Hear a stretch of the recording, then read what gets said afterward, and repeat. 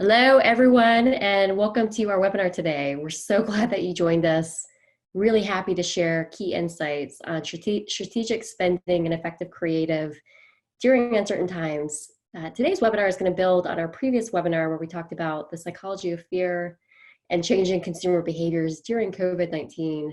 And we're going to focus today on helping you budget and leverage creative strategies to maintain your share of voice, really for long-term profitability. Our webinar speakers that you can see here on the screen are from Intermark. We've got Jake McKenzie, Dr. David Bridwell, and Keith Otter. Quick bios.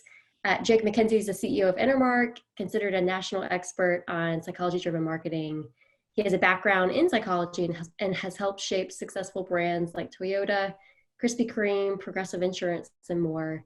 He's also an avid reader, outdoors enthusiast, and father to four.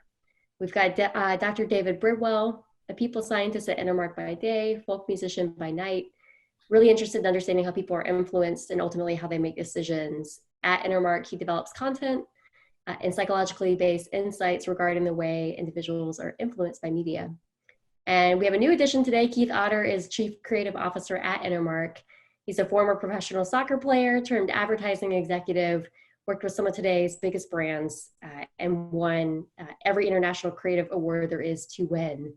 We're really excited to have him here at Intermark. He's helped the agency gain recognition from Cannes, One Show, Communication Arts, and the Webby Awards.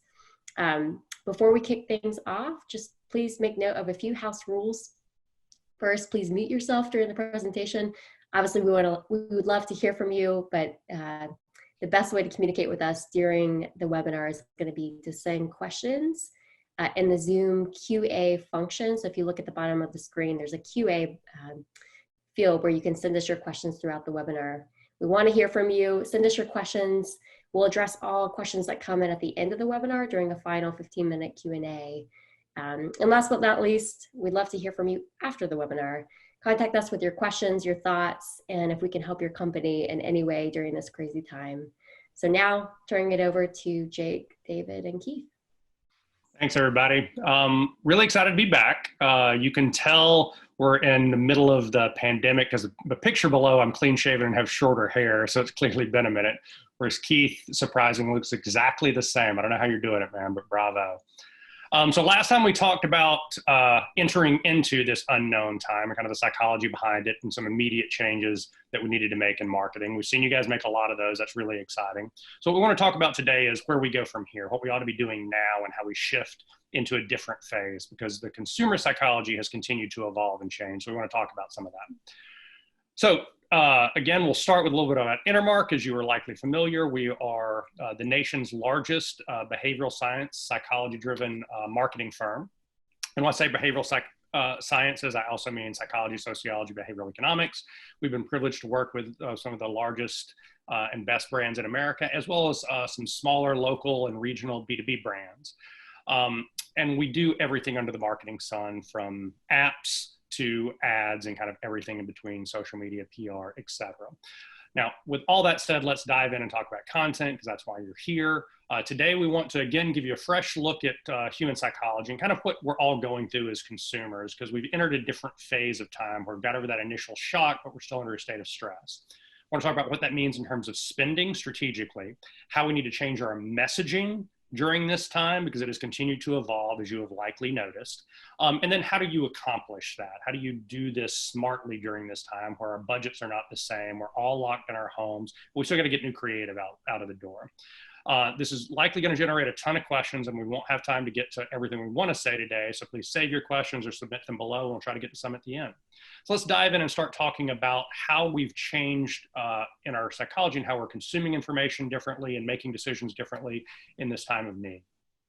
Yeah, so, we're always thinking about human psychology. And of course, it's a really important thing to keep in mind to influence people and for our marketing and advertising. But it's a really unique circumstance right now where we're all going through a similar experience. And there's a lot of complex human emotions that are coming up for us right now. So, we're experiencing grief, we're going through feelings of social isolation, and we're adjusting to new habits. And trying to form new habits involves sort of almost creating a new identity in some ways. So there's a lot of things that we're trying to sort out and get aligned on right now in society. And we've been thinking about how that impacts people's perception of things. And one of the main things is the way that we detect threats. So there is a system in the brain that's focused on detecting threats.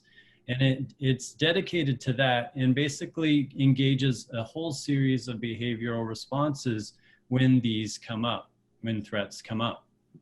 And so that comes on board, and it's been engaged a lot recently with what's been going on. And one of the outcomes of that is that it emphasizes short-term safety over long-term goals.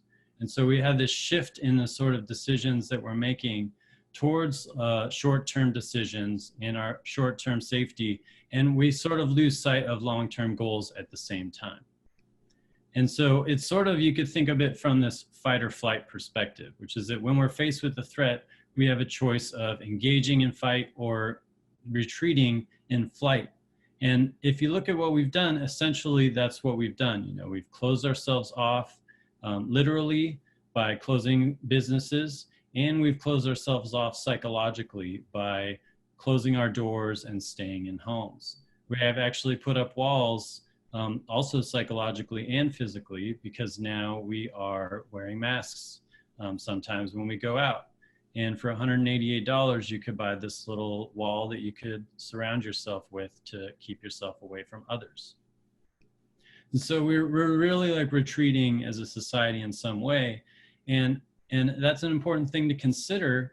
And another thing is that comfort is really important right now. So we actually seek out comfort. And this is the Harlow monkey study, which showed this, which is that with a monkey exposed to a threat, if they have a choice between food or safety, they'll choose to go and grasp a soft object instead of going and getting food, because they want to feel that comfort.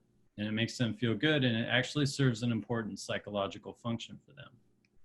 And when we think about comfort, it means lots of different things to lots of different people.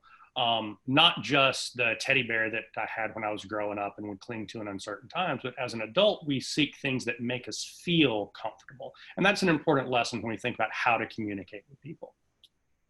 Right. And we're also, consistency is also really important for us right now. So we have to think about things that we haven't previously think about. We have to think, did I touch anything? How much TP do I have? Did I touch my face? Do I stay at home? How do I bake bread? Did I remember to mute? Did I remember to unmute?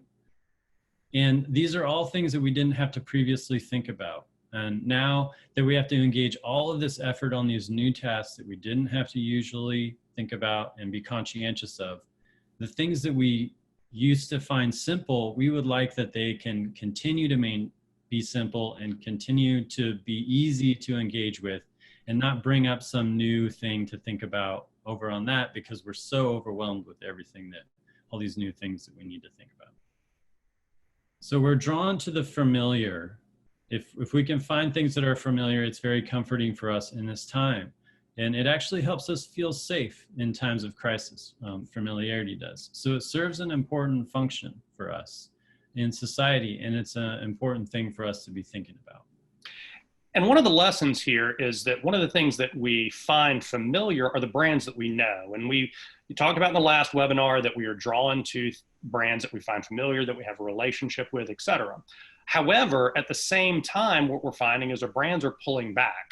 We're not spending as much. You don't see the brands communicating to us. We've now changed a lot of our marketing messages, and that's having a different effect on consumer behavior. It's opening the door to changes in behavior. And as we talked about in the last webinar, this may be the greatest period in human history for their willingness to change behavior.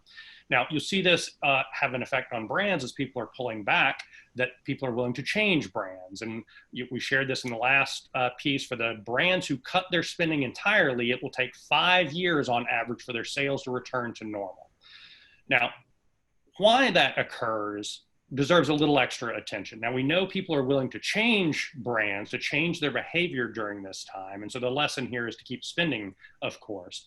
So let's dive in on that a little bit more. Now, there was a study that came out of Great Britain a couple of weeks back, and the question was, what brands are handling the crisis well? And here's what we found.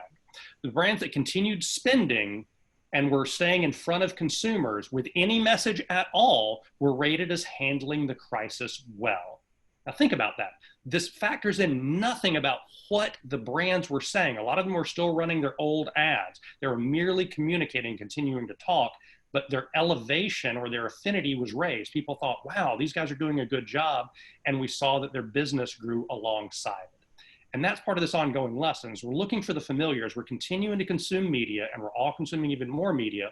We're exposed to something called the exposure effect, or the mere exposure effect, if you've heard me reference it before. And what the mere exposure effect says is that the more frequently that you're exposed to something, the more you like that thing.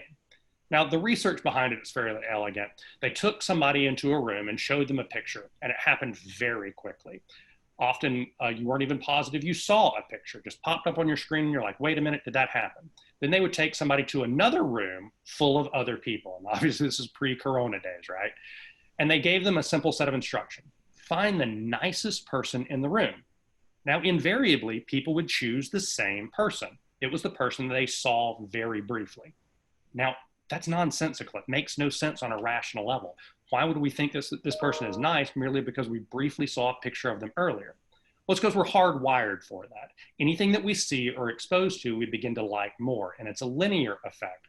And what this means is that the brands who stay exposed, or the ones who continue spending the most money, have the greatest affinity merely from the exposure effect. Now, in normal times, this means that he who has the most budget wins. But in coronavirus times and in a recessionary period, things change. It means that brands often go dark. Now, we know what happens when we go dark. Lots of historical studies on this, particularly during recessionary times and times of stress. We know that people will begin using your products less immediately, and your image will suffer. You kind of fade out of people's brain as that mere exposure effect begins to fade. And these are profound changes in what happens. And this happens immediately. People are willing to change brands, as we've talked about during this period. And we know that there is a positive ROI for continued spend. Now, in the short term, that positive ROI will be muted. You won't make as much money off that immediate spend as you would have in the past, but it's still a positive ROI. But here's the headline. The ROI for a long-term effect is profound because the behavior changes that we undergo during a time of stress, they last. So if people continue communicating with this period, will grow and continue to grow for years afterwards. And that's one of the major takeaways, is this exposure effect has a long-term effect because of this period of stress of us changing behavior. There's a lot of data off of exactly how this is going to have an effect. It means a larger share of voice. And share of voice, of course, is your percentage of the overall spend within your category. Now, for every 10-point change in share of voice, you're going to gain or lose about 1 point of market share for every sales cycle. So this change happens on a fairly large scale, and it happens fairly quickly. And there's a lot of historical data to reflect this. So, share of voice. Why is this occurring? Yeah, it happens because of the beer exposure effect, but on a more practical level, here's how it functions. So in this hypothetical example, there are a bunch of brands within one category. And this is the normal distribution. You got a couple of big brands spending a lot of the money and a few smaller brands that are spending a little bit. Now, we know from historical periods, as well as early data from what's happening now, we'll see the big brands will pull back on average 30 to 50%, and the small brands, for the most part, will go completely dark as they're trying to hoard cash. But in our example, there's going to be one brand that decides, you know what, let's maintain the status quo. Let's not do anything differently. And that's going to be brand number 3. So let's take that spend and rerun the math. Well, here's what happened. The share of voice numbers changed dramatically. Because everybody else pulled back, the brand that merely maintained their spending finds that their share of voice doubles during that time period. And we know from the prior data set that if you double your share of voice, over a long period of time, you're going to see your sales double. You're going to start growing in terms of points of market share growth. And that's why this occurs. If you can maintain spending, continue to communicate, you'll grow your overall sales, both near term and particularly long term. Now, there's a longitudinal study done after the last recession by Millward Brown that illustrated this. And it is not a linear curve, it's actually a geometric curve, which means that the more you cut spending, the higher your risk of losing market share. And the more you're able to maintain spending or actually increase spend, the higher the likelihood that you're going to grow share. And this is a very predictable outcome. And they have shown this in every single recessionary period that the US has ever been through. So this is one of these rare situations where every piece of historical data all points to the same outcome. Continue to spend if you can. And if you can't spend, continue to communicate. We talk about share of voice, but we really mean share of perceived voice. So doing things like email and social media and public relations, which are far more cost effective, continue to have the same outcome because it's about being heard. But there's a secondary lesson here. It's not just about spending, it's about what you say, because our psychological perception of information is now different. So how should we communicate during these times? And we're going to cover that with the rest of the period as we talk about moving from survival into a period of thriving for brands. There are a few basic lessons that we want to remind you of that do not change. Well, guys, do you remember me, the guy from the start of the presentation? Well, I don't want to be a Debbie Downer, but I just want to remind you and everyone else before we look at the super cool stuff that there are a few fundamentals that we have to keep on doing. Now, in the same way we were supposed to be washing our hands before the pandemic, and of course we all did it for at least 30 seconds back then, I'm sure. Now we realize we have the pandemic, it's absolutely vital we do wash our hands. Well, the same applies to our basics of marketing. And we should have been doing them before, but now we have to keep on doing them more than ever. And if you stick to these basics and combine them with some of the things we're just about to show you, I think you've got a great opportunity not only to survive, but thrive. So here's a quick reminder. First things first, let's keep on brand. You've spent a lot of time and money and effort building all that brand equity up. Now's not the time to panic and throw that all away. There's enough confusion out there without you changing track on a whim. Clarity and reassurance is what consumers are looking for today. So stick with it or pay dividends in the end. Next up is be single-minded. Again, don't panic and try and cram as much as you can into one single ad. Keep it simple. People are already being bombarded with lots of new and confusing messages. Give your audience one simple thing to remember and take away. Now more than ever is the time to communicate simply. Next thing, have that big idea. Remember, the big idea is the foundation that we build everything upon. Now I always say without having a big idea, we're really putting lipstick on a pig. Let's make sure we've got a great, real nice, simple big idea and let that stand out. And of course, if we've done staying on brand, being single-minded and have a big idea, let's disrupt to make sure that people see our message. Just don't let it get buried in that same sea of sameness. When everybody else is zigging, let's zag and let people see our message and get it out there.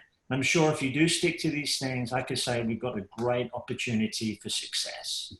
And now back to our usual programming. The reason we feel a need to bring up a lot of this is because everybody changed strategy, everybody changed message, and that was a necessary change, as we talked about in our last webinar.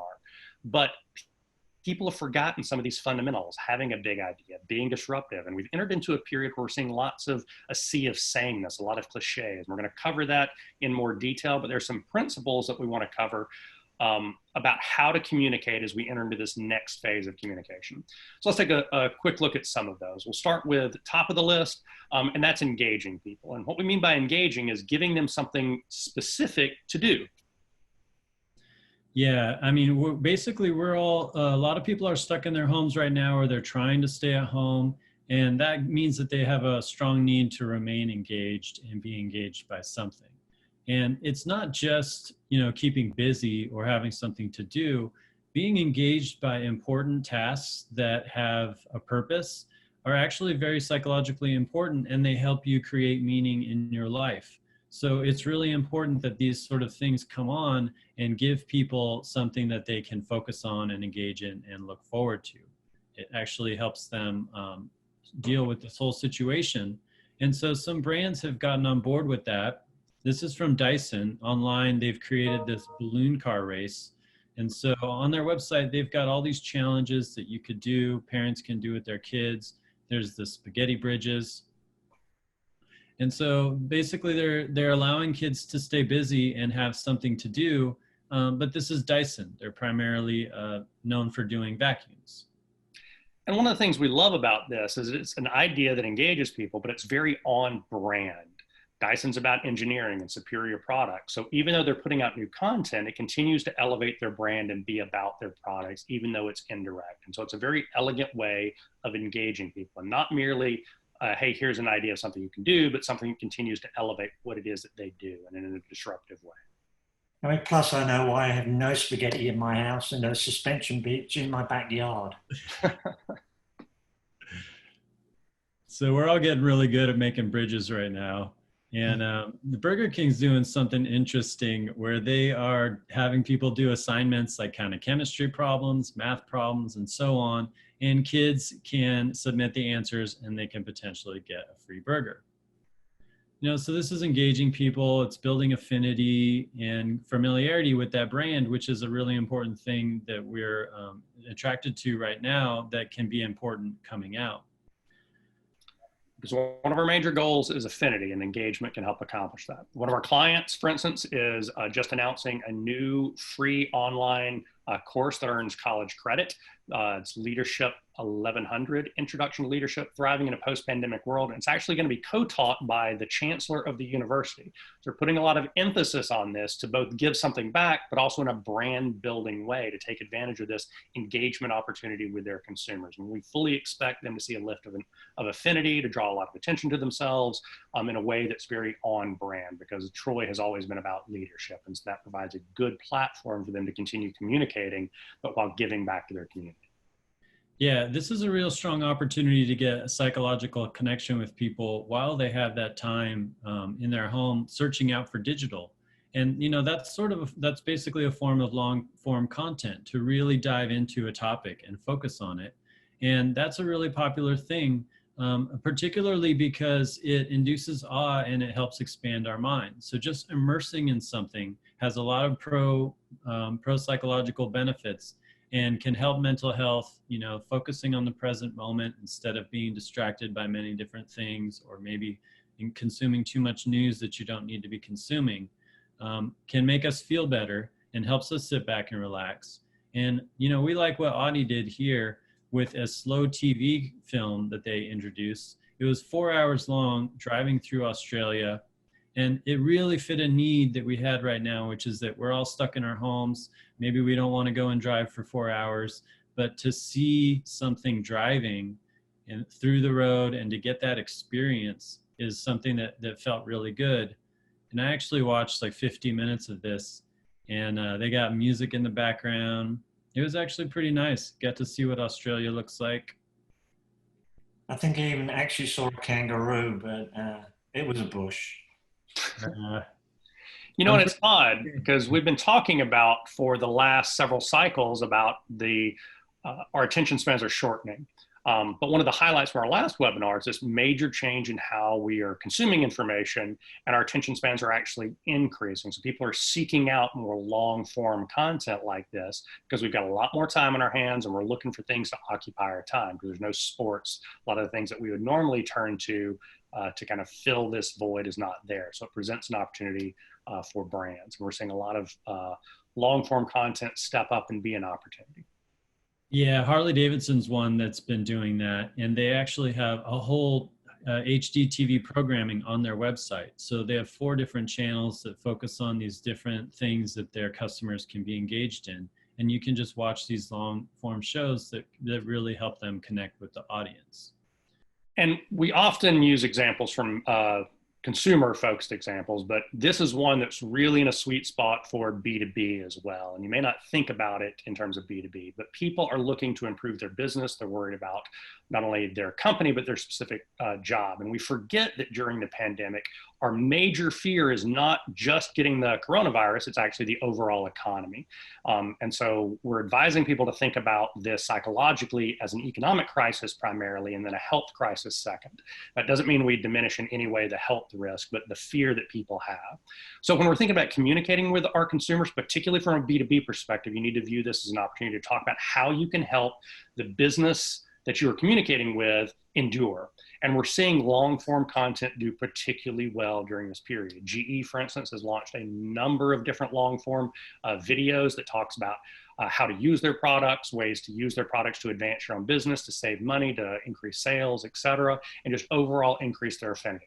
One of our clients, Motion Industries, they are solely B2B. They sell industrial parts to manufacturers like ball bearings and conveyor belts and things like that.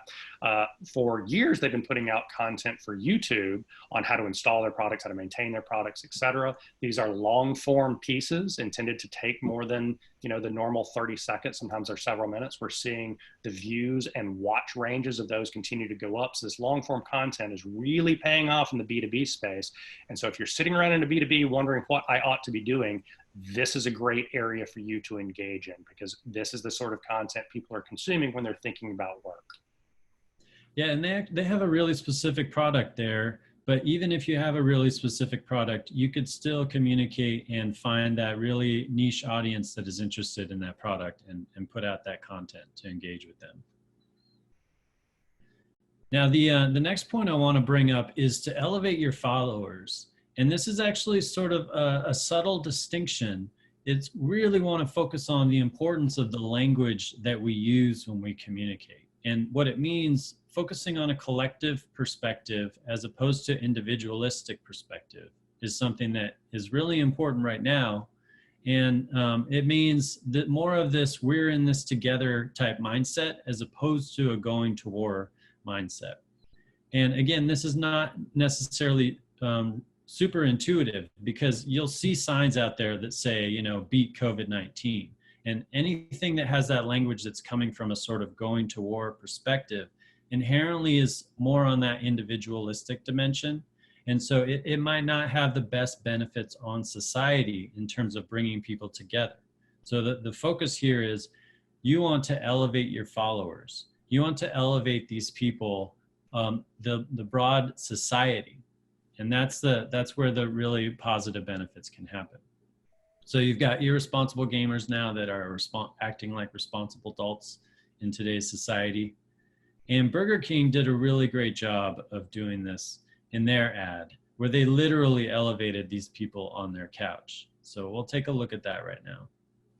Your country needs you to stay on your couch and order in. Do your part, and we'll do ours. Order through the Burger King app, and the delivery fees are on us. So staying home doesn't just make us all safer, it makes you a couch patriot.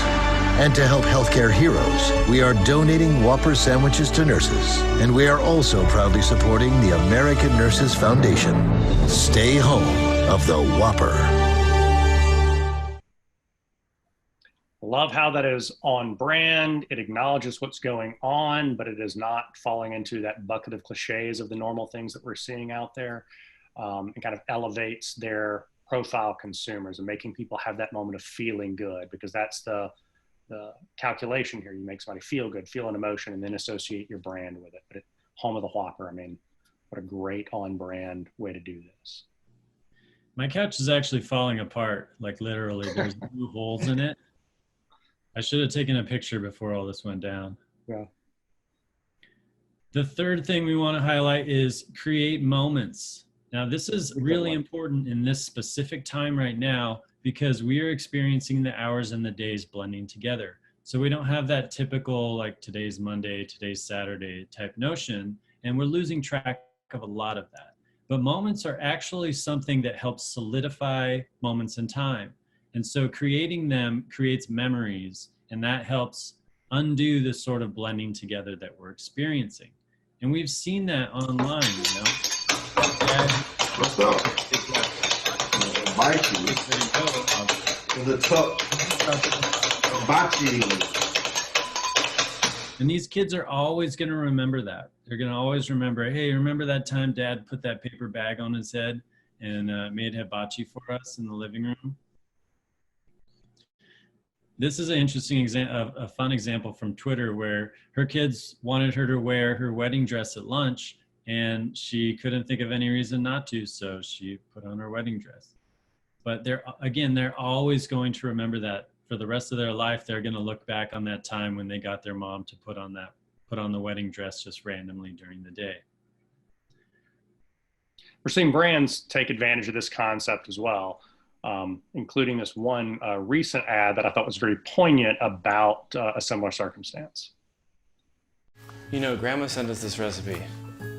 When will we get to see Grandma again? I'm not sure. Hopefully soon. Oh yeah, it's good. Forced time. Tippy toes, tippy toes. I'm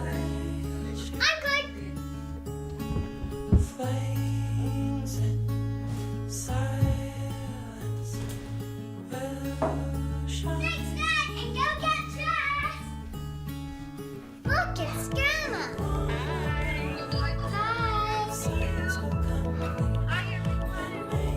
Hi, Mom. I miss you. Hi, Grandma.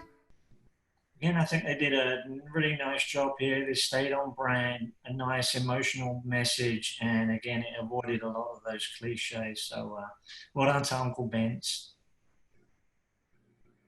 Next one is my favorite one.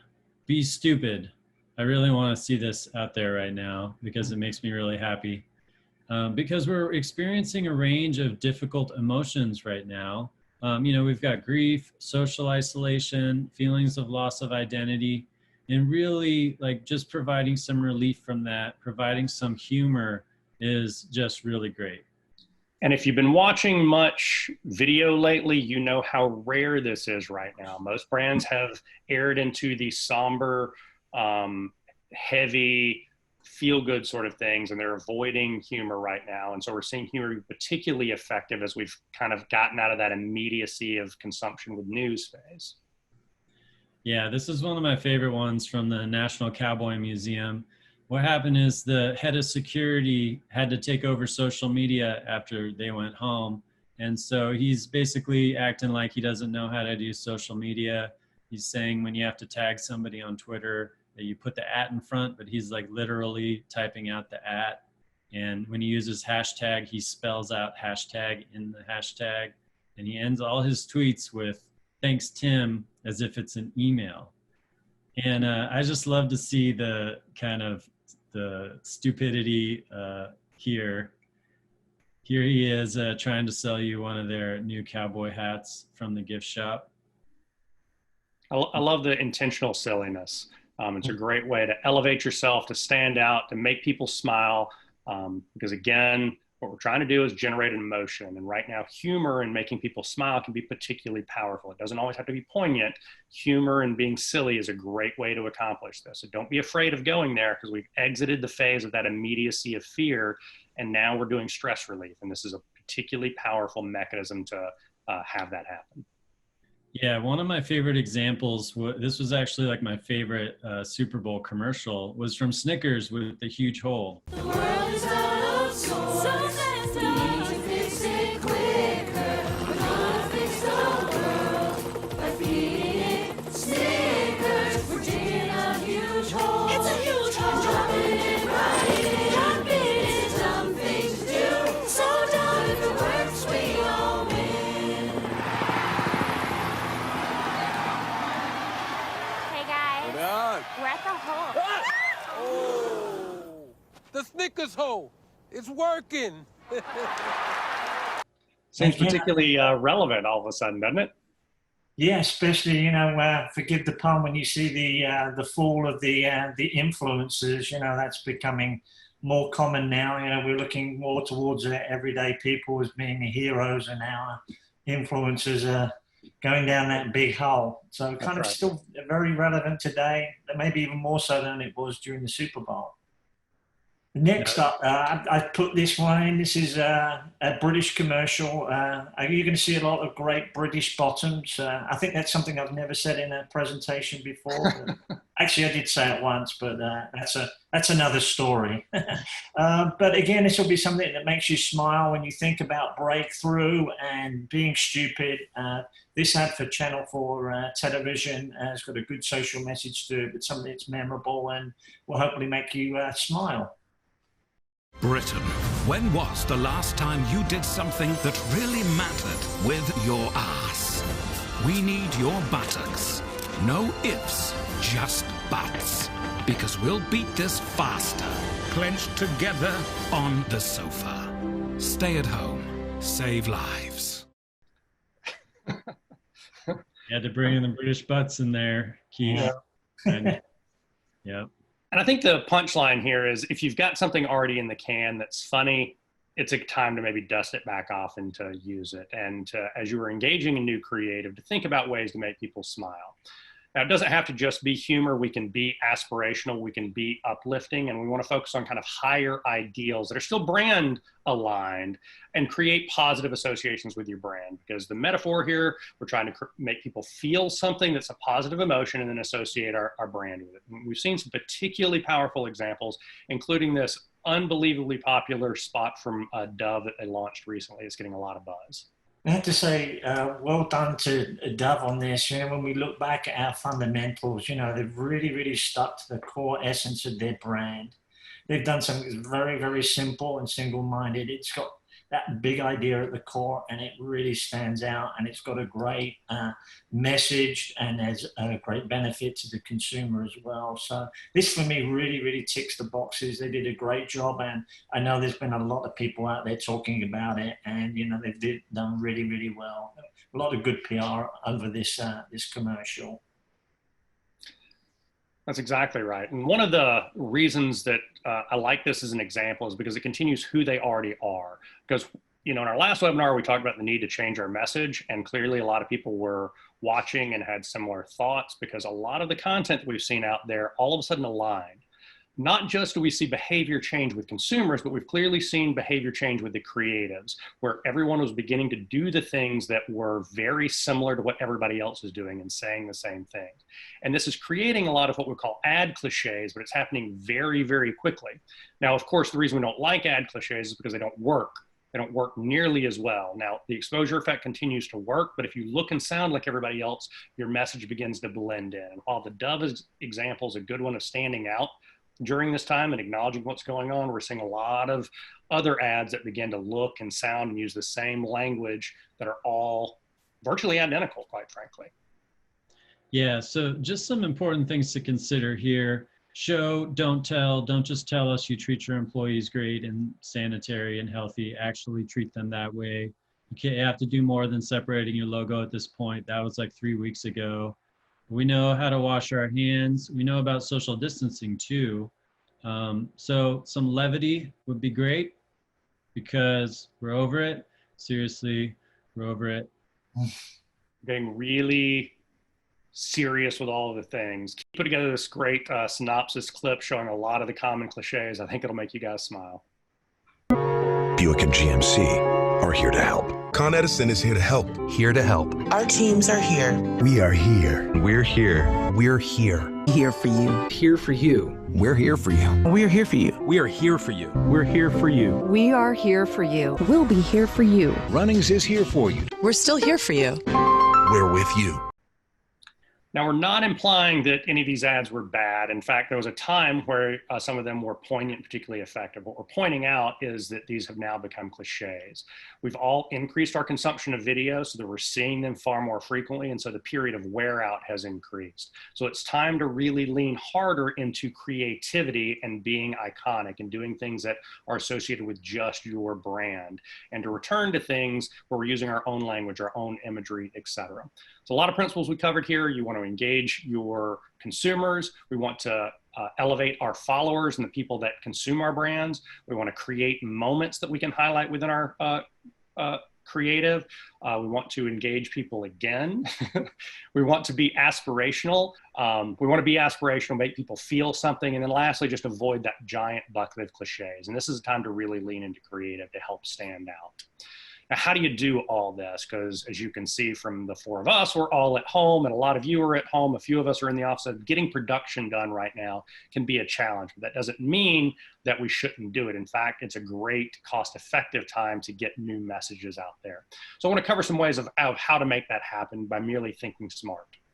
You know, I'm sure I'm hearing you all say, well, that's great, all these wonderful new ideas, but, well, actually, I can't hear you saying those because you're all on mute, but I'm sure you're all yelling them at the screen now. How do we do production when we all know that there's limited time, limited resources, and particularly limited budgets? I mean, it's a challenge, but the good news is if we think smartly, we can go about production in the right way. We can do some really great and effective work. I'm just going to cover some of those things that we can do. first of all, let's look at what we've got. We've all done stuff in the past. I'm sure you've got old commercials, old B-roll, old social footage, visuals. Let's go back and look into that archive and see what you've got that can be repurposed. That Burger King commercial that we showed you earlier, actually that was in fact something they'd shot for the 4th of July, and with some quick thinking and some jiggery pokery, they managed to come up with a very effective spot. But obviously not everybody is just sitting there with a commercial just sitting on their shelf ready to revoice and run.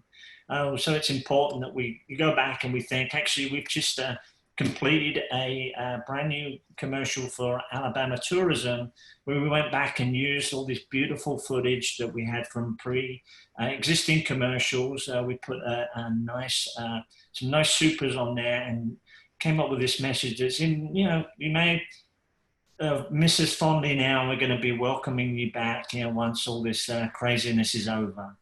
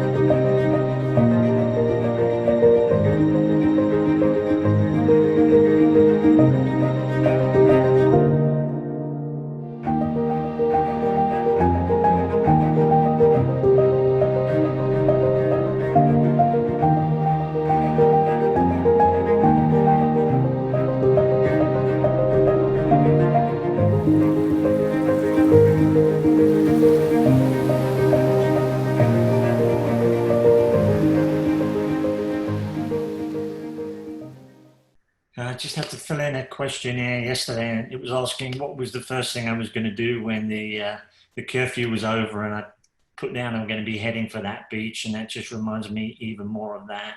Just a nice, simple way of using what we've got to create a powerful message. And there are other things we can do as well. We've got to play the cards that we've been dealt with. Let's just make the most of things and use the tools that we have at our disposal. We all have phones with cameras on. I saw the other day that somebody who works for Honda shot a whole commercial on their iPhone from home for Honda. We have computers with cameras, editing equipment. We have this thing here, we have the Zoom. I mean, that's a brand new medium that, we can tap into. In fact, Domino's used Zoom to create their very own commercial. This is a B2B spot for franchisee holders advertising to bring more people into the stores. Again, at this time, people aren't really looking for high production values. They're looking to see that you're making an effort, that you're out there in the marketplace, and we can be forgiven for that a bit. So we're really getting a nice connection with the people here in store.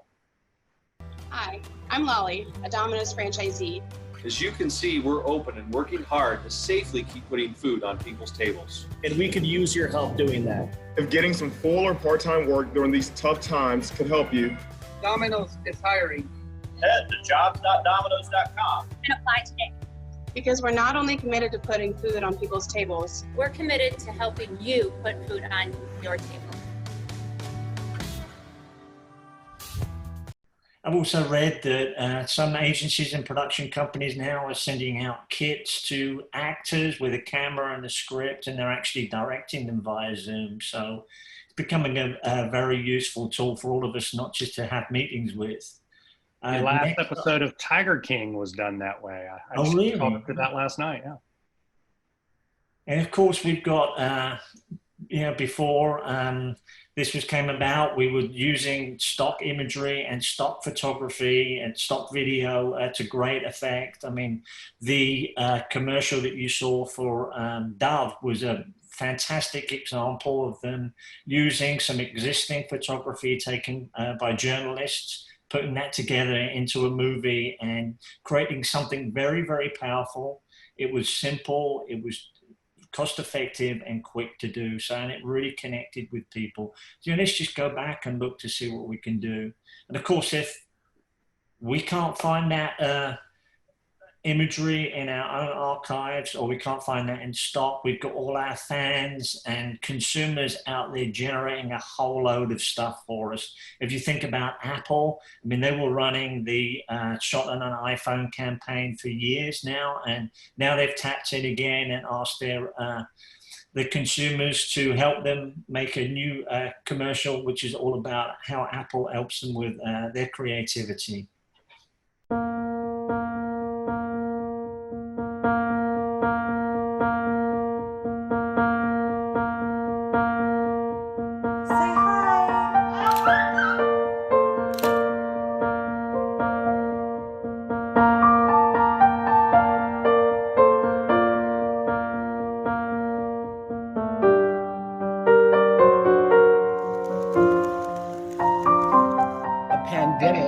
Has the possibility of bringing us together in ways none of us would have been able to predict or expect.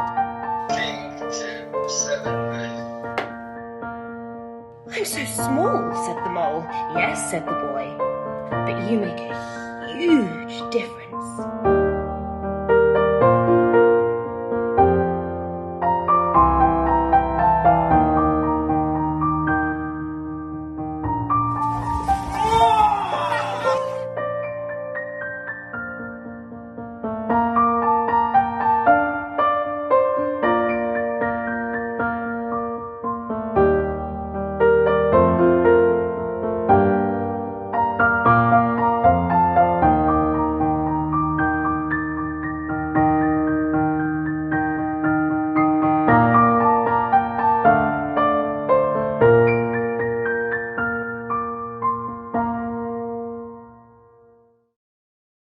A very apt message there. I think creativity certainly does go on. If we, like I said, if we think smartly, we can really bring that to life.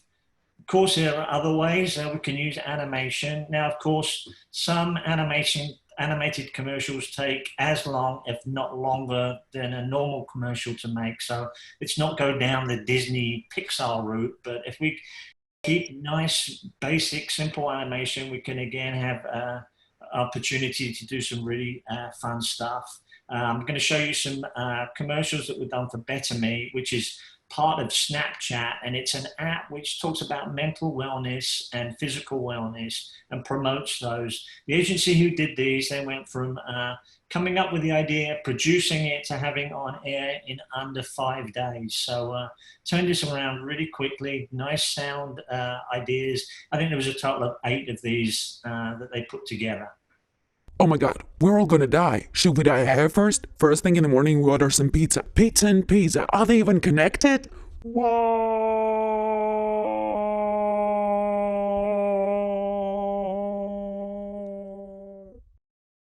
Don't touch your face, touch your apps. Oh, your epic apps, oh, your Snapchat apps. Crunch, stay in play, give it all the best, oh yeah. I can't profess to having a six-pack before the lockdown started. Actually, it was more of a kind of a mini one-pack, but now I'm pretty sure I've got the full keg on the go now. Anyway, of course, not everything we're going to do is going to be video.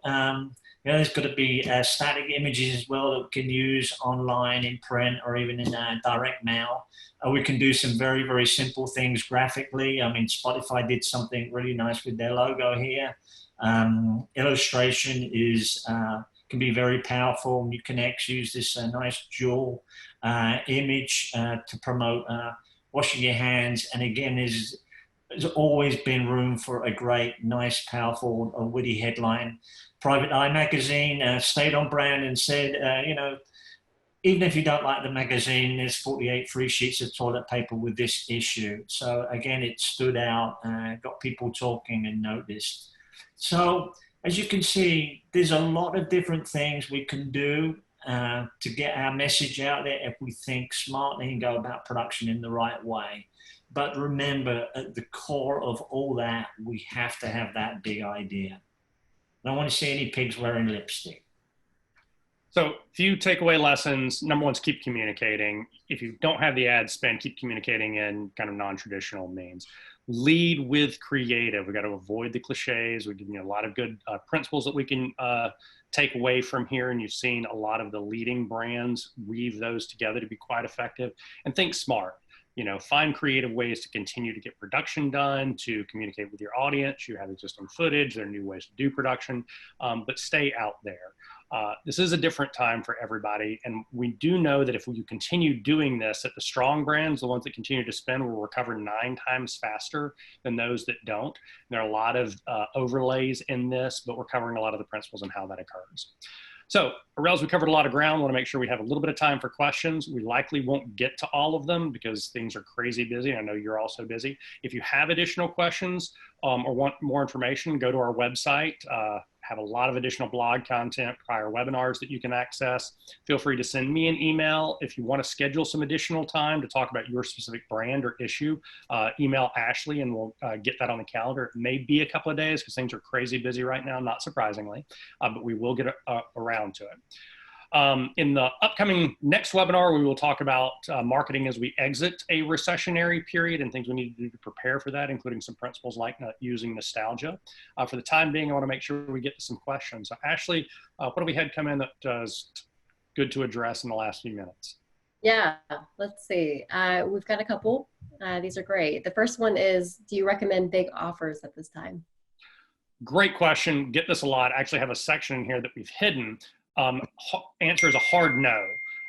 What will happen is if you have a good discounted offer, you will see a very near-term spike in sales, and then it fades super quickly, particularly during a recessionary period, as people become acclimated to it. And what happens over a longer period of time is people will not do business with you unless there is an offer. So think pizza. You might remember 10 years ago, nobody bought a pizza unless there was a coupon for it. They were married to the discounted industry. Department stores have been through the same cycle. You do not want to get started on it because nearly all of them started during a recessionary period.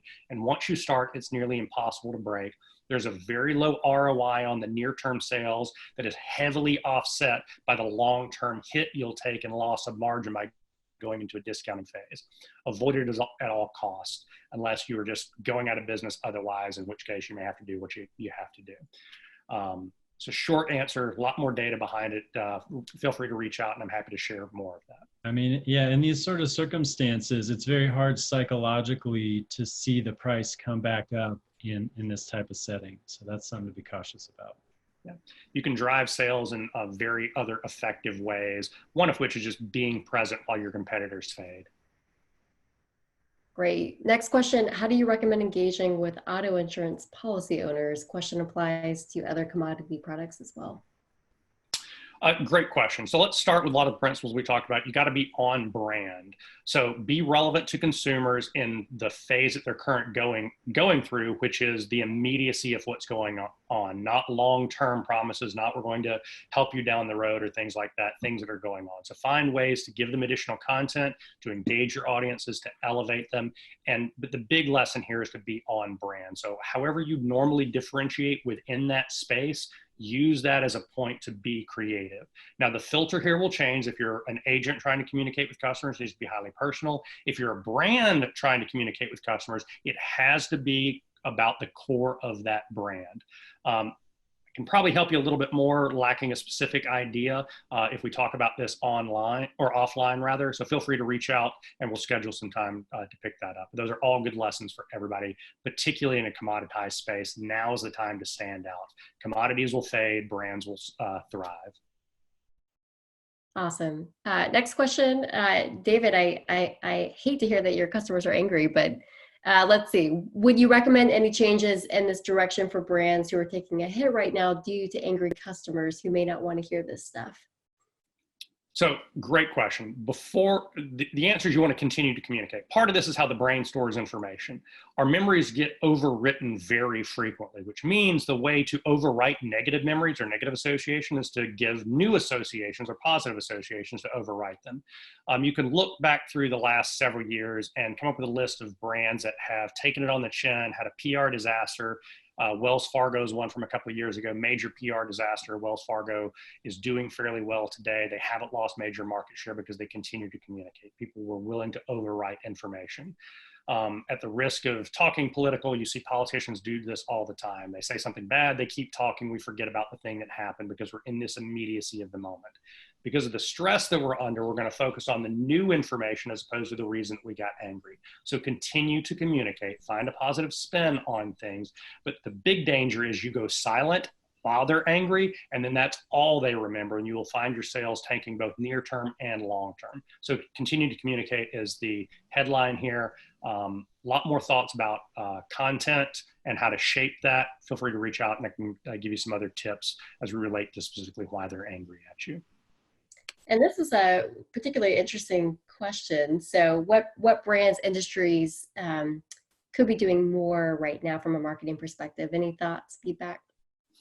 You know, I'd really focus on the categories that have gone dormant. Travel and tourism is a good one. You know, nobody's advertising for airlines or tourist destinations, et cetera. One of the phenomenons that we're seeing are people continuing to talk about taking travel. And we know from other historical periods that there will be a small spike in travel tourism as soon as we're able to do that. I know my wife and I have already been talking about where we want to go. So we're very receptive to those messages and planning. So if you can afford to do a little spending, you're going to find that it is particularly effective in a recovering period. And I realize that's going to be a difficult constraint for some folks. The last question I think we have time for is from Christy Sasser. How soon do you think companies, brands can return to spending and production once the quarantine has ended? Great. We would encourage people to continue spending even now. We're having a lot of our brands go back into production. Now, production's not the same. We're not doing full shoots with, 10 or 100 people on set. As Keith mentioned, there are a lot of ways to get around it. How quickly we can get back to those sorts of productions is who knows. Those are going to be regulations that are going to be beyond my level of expertise. I would encourage you to continue talking to your consumers because all of the data shows that it will pay off both in near-term sales, and even if you can't sell something immediately, it will have huge dividends long-term. And I really want to emphasize this for the B2B brands who have a heavy tendency to go dark because people aren't buying a lot of B2B products right now, but they're still making decisions and thinking about when they can make those purchases. And so they're still eager to hear from you, and they're consuming a lot of this long-form content. So it's a great lesson within that specific subcategory of our economy. Guys, this has been a whole lot of fun. I know you've got other places to go. Feel free to send us other questions. We will post this to our website tomorrow, and we'll have other content related to this, and we'll also schedule our follow-up webinar, Marketing in a Recovering Economy, for a couple weeks from now. Thanks so much to everybody. Appreciate it.